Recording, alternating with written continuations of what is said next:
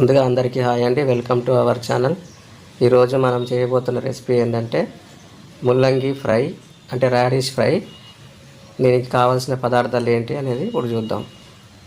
మనమైతే 2 పెద్ద సైజులో ఉన్న ముల్లంగి తీసుకున్నాము. దానికి కావాల్సిన కొత్తిమీర, టమాటా, ఆనియన్స్, పచ్చిమిర్చి, ఆయిల్, పసుపు, అల్లం వెల్లిగడ్డ పేస్ట్, ఉప్పు, కారం.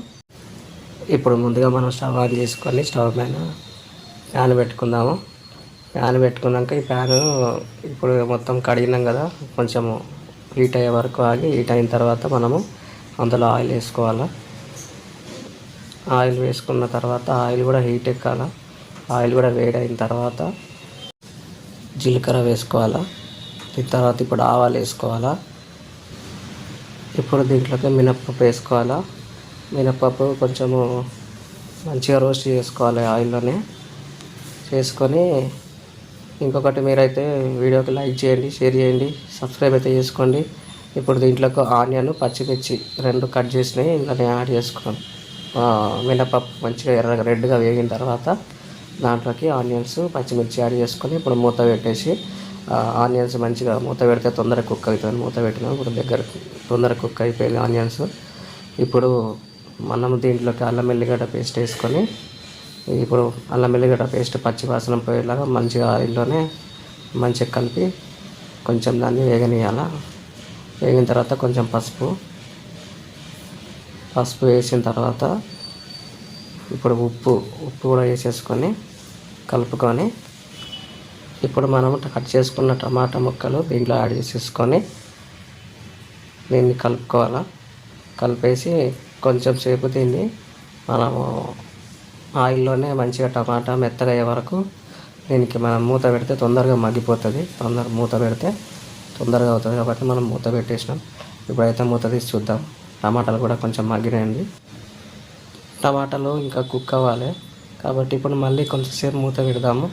ఎందుకంటే ఇంకా మంచిగా టమాటా అంతా అలా కనబడకుండా మంచిగా కుక్ అవ్వాలి. అందుకే మళ్ళీ మూత పెట్టి ఒక 2 మినిట్స్ తర్వాత ఇప్పుడు మొత్తం మళ్ళీ టమాటా కూడా మంచిగా ఉడికిపోయింది. ఇప్పుడు దీంట్లోకి మనము రాడిష్ అనేది తురుము పెట్టుకున్నాం. మనం కొబ్బరి తురుముతోటి తురుము పెట్టుకోవాలి. రాడిష్ని కట్ చేసే ముక్కలు స్మెల్ వస్తుందని ఇట్లా మనము రాడిష్ని మొత్తం బాగా తురుముకొని ఆ తురుము అంతా వేసేసి మంచిగా ఫ్రై చేయాలి ఆయిల్లోనే. ఎందుకంటే అది రాడిష్ స్మెల్ వస్తుంది. ఆ స్మెల్ మొత్తం పోయేటట్టు మంచిగా ఆయిల్లో మనము ఫ్రై చేసుకోవాలి.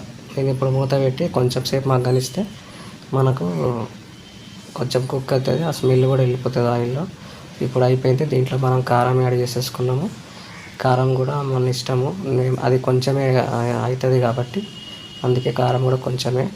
మేమైతే కారం తక్కువనే తింటాము. ఉప్పు కారం మీరు కావాల్సి మీరు ఎక్కువ వేసుకోవచ్చు చూసుకొని.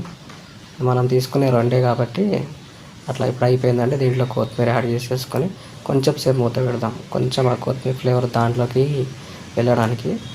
ఇప్పుడు మళ్ళీ అయిపోయింది చూద్దాం. ఇప్పుడైతే అయిపోయిందండి.